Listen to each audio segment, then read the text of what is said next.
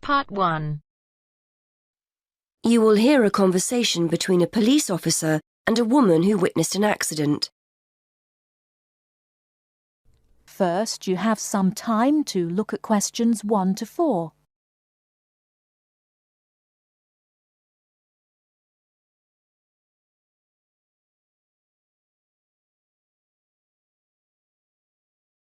Now we shall begin. You should answer the questions as you listen, because you will not hear the recording a second time. Listen carefully and answer questions 1 to 4. Hello, madam. I understand you witnessed the accident. Have you got a few minutes to tell me what you saw? Yes, no problem. I don't have to be back at work for a while, so I'm pleased to help. Did you actually see what happened? Yes, I was standing over there near the bus stop. I was on my way to get something for lunch and just happened to be looking at a shop across the road. That's when I saw the red car come out from the junction over there. You don't happen to know what time it occurred, do you? Well, I left work for my lunch break at 1, and it's only about 10 minutes walk away, the office, I mean. So it might have been about 10 past 1. Although I did pop into the shop for something, so it was probably closer to 1:15. So it pulled out of Monk's Road, that's the road over there, straight onto High Street. That's right, yes. Did you get a view of who was in the car? There were 3 of them. 2 in the front, the driver of course, someone in the passenger seat, and there was someone in the back. They were quite young. I doubt if they were much older than 20. Anyway, they came speeding out of the side road over there and hit that lady's bicycle. The driver didn't bother to stop to find out if she was okay. He just drove off along the main road towards the town centre. Is the woman okay? She should be fine. She banged her head when she came off the bike, so we've called for an ambulance. They always like to check you out in case you have concussion. But no, she seems fine. Before you hear the rest of the conversation, you have some time to look at questions 5 to 10.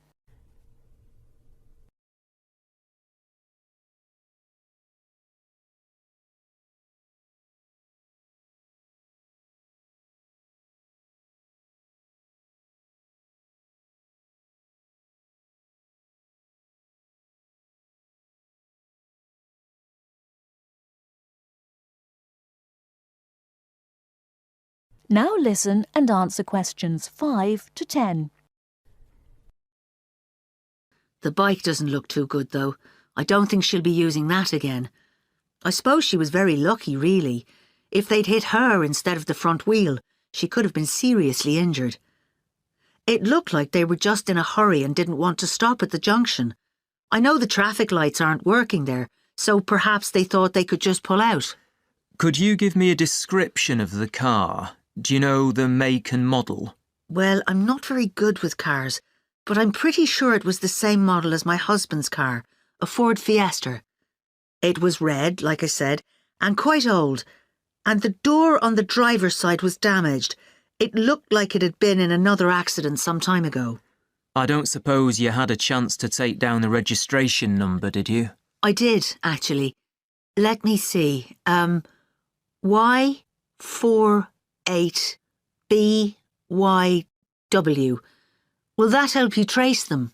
That's really helpful. It depends. It might be a stolen car, but at least we'll be able to trace the owner. If it wasn't stolen, then yes, we'll be able to find out the name of the driver. Now, would you mind giving me your contact details, just in case we need to get in touch about anything? Of course. What's your name? Mrs. Stansfield. Rita Stansfield. That's Stansfield.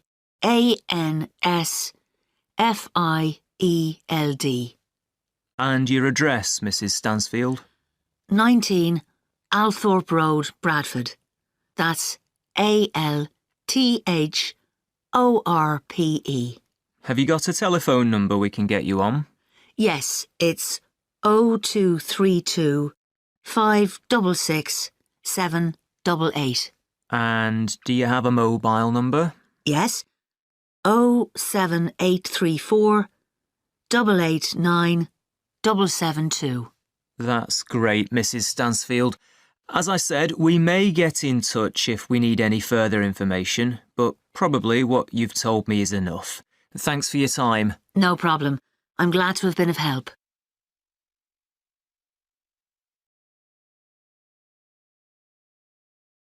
That is the end of part 1. You now have half a minute to check your answers.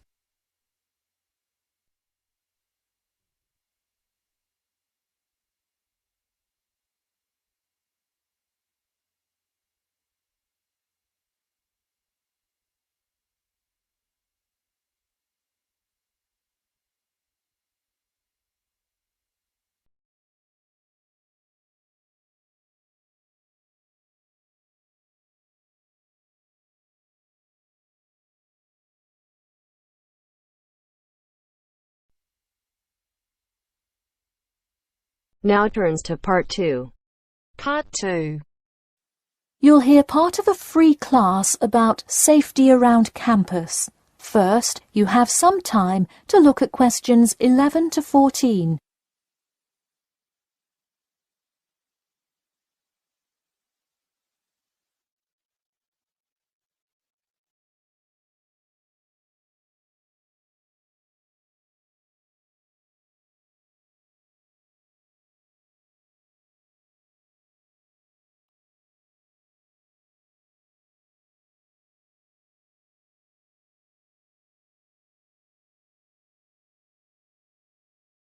Now, listen carefully and answer questions 11 to 14. Good evening. I'm Geoffrey Miller from the University of Nottingham Student Union, and in this week's free class, Carlos Garcia is going to tell us about safety around campus. Over to you, Carlos. Thank you, Geoffrey, and thank you all for your attendance today. Also, I'd like to thank the Student Union here at the university for organising this lecture. Well, I've been serving and protecting the city of Nottingham for over 20 years now as a member of the police department. Does anyone know what type of crime is the most prevalent on campus? I heard someone say drugs and alcohol. That actually isn't too much of an issue. Violence? Nope. Actually, the biggest thing we worry about here is theft. The nature of crime on Nottingham's campus is quite different from that of the surrounding areas. Crime rates across the East Midlands are very difficult to control. We'd like to see the rate stay the same for this calendar year, but it has been increasing steadily over the past 3 years. On campus, however, I'm happy to say that the overall crime rate has fallen this year. You wouldn't think so if you've seen the extremely exaggerated stories in the media. The media has done nothing but cause more concern about crime in our area. Even the crime shows you see today are a little bit far-fetched, but at least viewers know they're not real events. We'd really like to see more factual news articles out there so the public can have a rational sense of the safety level of our society. Before you hear the rest of the talk, you have some time to look at questions 15 to 20.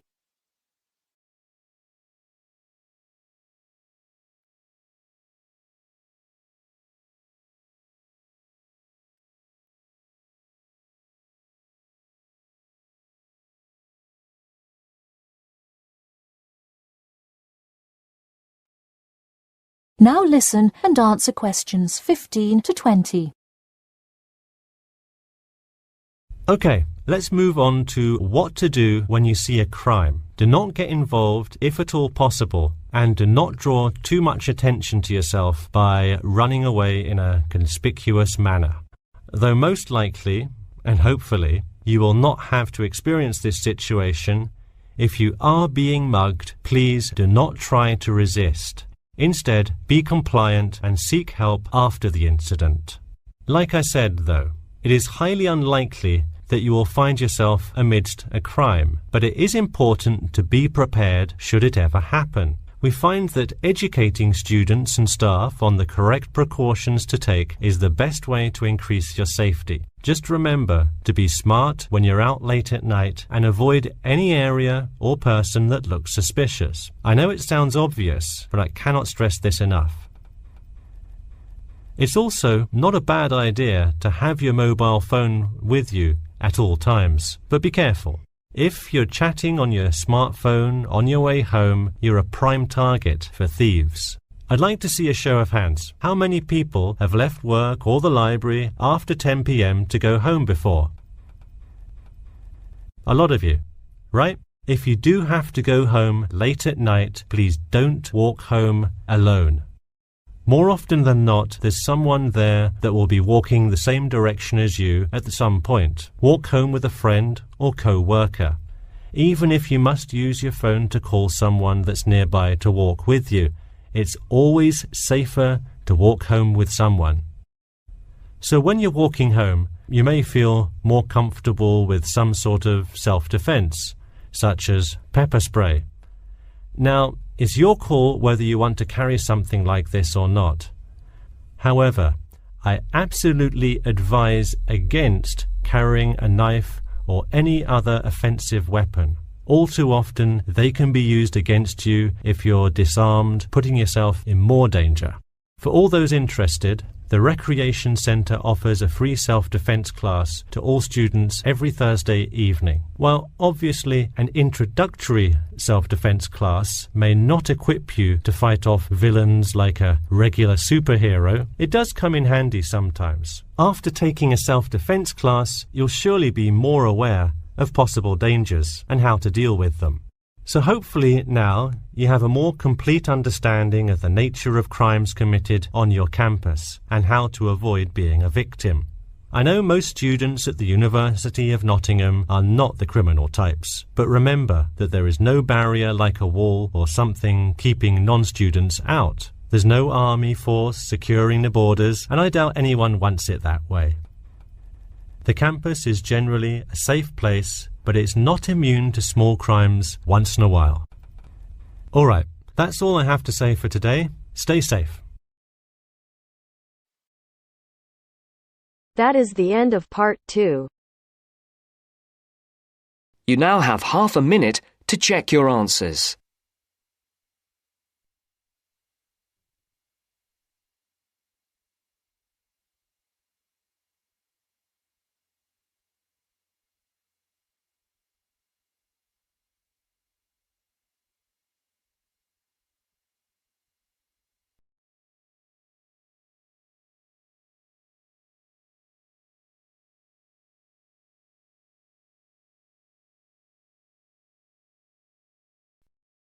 Now turns to part 3. Part 3. You will hear a discussion between two work colleagues and their manager about the restructuring of their company. First, you have some time to look at questions 21 to 25.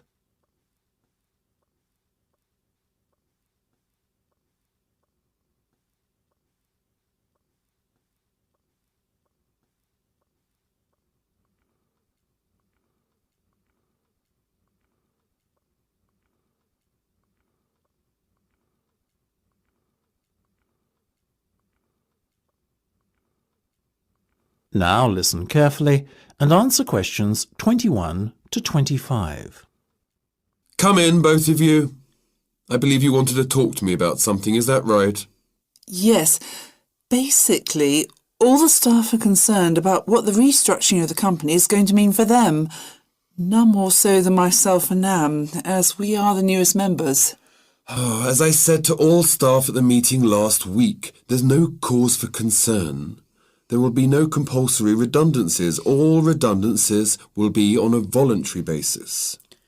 Yes, we understand that, but to tell the truth, we just want a little reassurance that our jobs are safe. Look, Anne and Penny, the company isn't going to be short-sighted and let its bright young minds go.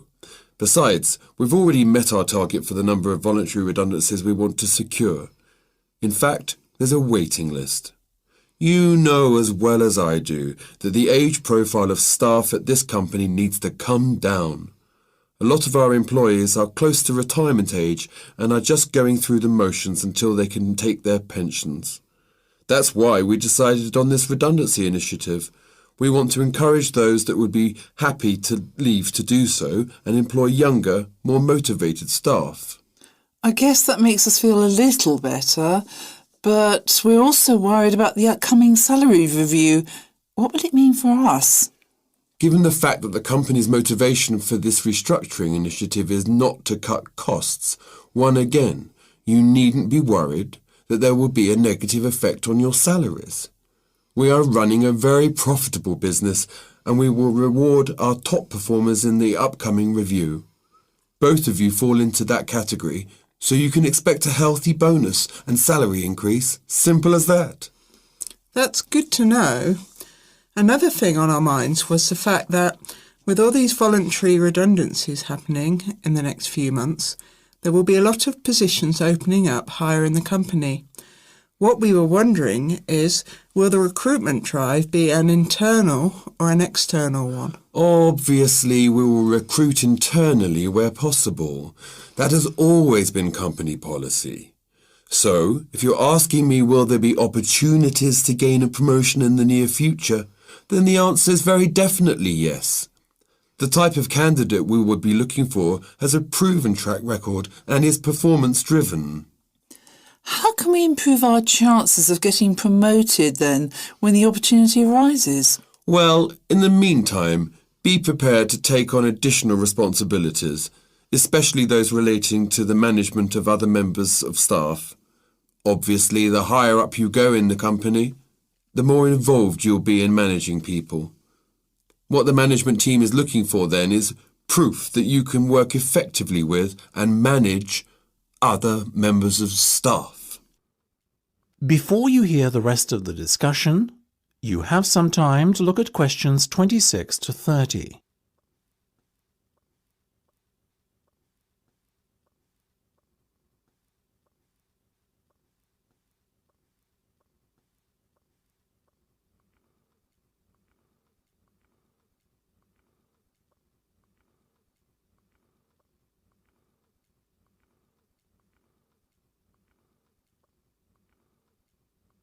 Now listen and answer questions 26 to 30.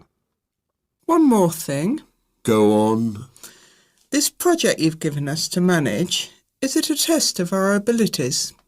I guess you could say it is a test of sorts, but look at it more as a chance for you to prove yourselves. Actually, now that I have you both here in private, can we talk about that a bit? Of course. OK, Penny, let's start with you. Has the timescale been agreed yet? Yes. You said we have a total of 8 weeks to bring the product to launch. So we've decided to allocate 3 weeks at the beginning to product research and prototype testing. Very good. Then after that, we are going to spend a further 3 weeks formulating our marketing strategy and doing some research and testing on a sample of the target market itself to get some feedback. And presumably the last 2 weeks will be devoted to the launch? Exactly. Now, let's talk estimated costs. Well, you've given us a total budget of £100,000. Of that, we're allocating 50% to product development and testing, a further 25% to marketing, and £25,000 will be spent on the launch. Penny, give me a breakdown of the launch costs, would you? Sure. £10,000 will be spent on hiring and decorating the venue, £10,000 will be spent on promotional work, and the remaining money will be used to pay for catering and administrative costs. I'm very happy with that, to be honest. As I said, you guys should stop worrying. You're doing a fantastic job, so keep it up.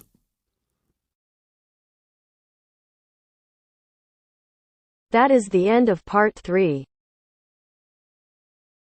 You now have half a minute to check your answers.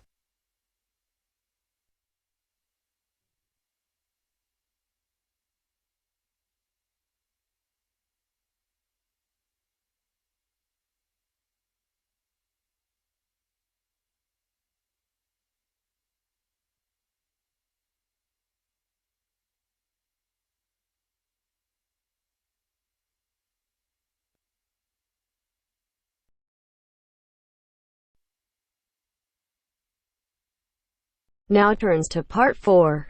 Part 4. You will hear an introduction about an eco-friendly building called the Gherkin. First, you have some time to look at questions 31 to 40.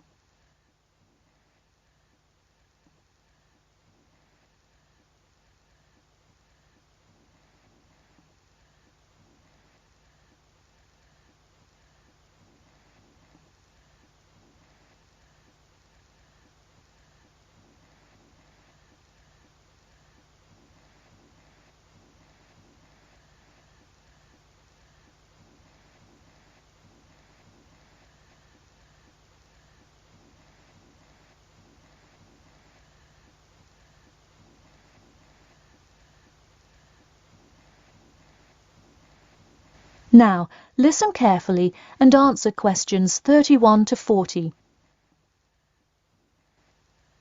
Today, I'd like to tell you about how UK architects are playing their part to address the issue of global warming. You have seen many of these iconic buildings while going about your everyday life, but you may not know how they are affecting your tomorrow. In 2003, construction was completed on the famous Swiss rebuilding, or more informally called the Gherkin, a true masterpiece commissioned by the law offices of Foster and Partners. This is not the first ambitious endeavour of the firm. They are renowned for their various philanthropic environmental efforts. The Gherkin, with its cut-and-edge green initiative and sharp design, is gaining recognition as an icon in modern architecture. You can pick it out of the London skyline by its unorthodox cigar shape. While its appearance is the obvious attribute at which to marvel, there is far more to this building than meets the eye. And let's face it, there's a lot about this building that meets the eye. The building helps reduce the city's carbon footprint in a number of ways. Just a quick note, in case you're not familiar with the term carbon footprint, get used to it. It's a buzzword you'll hear relentlessly to talk about reducing emissions. Think of it as the amount of harmful greenhouse gases that are given off into the environment by a single person, organization, or product. So going back to the Gherkin building, perhaps the most obvious as well as the most significant eco-friendly feature is the glass windows, which allow light to pass through the building, both reducing heating costs and brightening up the workspace. The ingenuity behind the various eco-friendly aspects of the Gherkin has seen its fair share of publicity, both from serious and silly sources. In a recent April Fool's Day edition, One e-publication printed a story detailing plans to replace 50% of the current exterior with grass, which would not only make large steps in the name of sustainability, but also give the building the green hue that would truly earn it the nickname of the Gherkin. The only drawback is, as you may have guessed, that this story was an April Fool's Day joke and completely made up.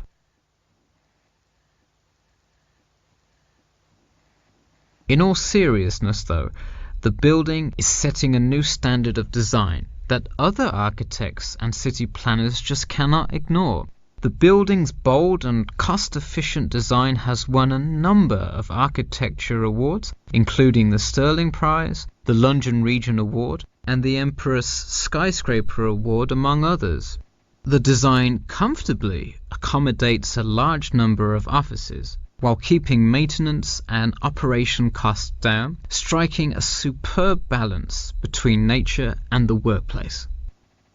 Nature is well and good, as long as the weather is nice outside. Given London's notoriously bad weather, the architects knew they must devise a quality temperature regulation system, and that they did. A special system designed to reduce the building's reliance on air conditioning was devised that cuts consumption in half compared to standard office buildings. There are atria that link each floor vertically to one another, forming spiraling spaces up the entire building. They serve not just as social common spaces, but also act as the building's lungs, distributing clean air from the opening panels in the facade through the entire building. The building isn't all business though. It has its fair share of fun as well. At the very top, a club room offers a picturesque entertainment spot for company functions, private parties, etc., with a breathtaking panoramic view of the city.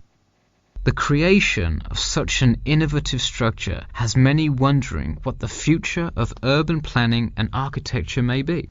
Well, if the other projects currently commissioned by Foster and Partners are any indication, the entire city constructed with similarly eco-friendly buildings is not far in the distance. The Masdar City development aims to create a desert city that produces zero waste and removes as much carbon dioxide from the atmosphere as it puts in, a huge feat in protecting our Earth. The Gherkin is a truly impressive feat, yet it is not the only one worth noting. Now to move on to another green initiative, I'll tell you about the Eden Foundation building found in Cornwall. That is the end of part 4. You now have half a minute to check your answers.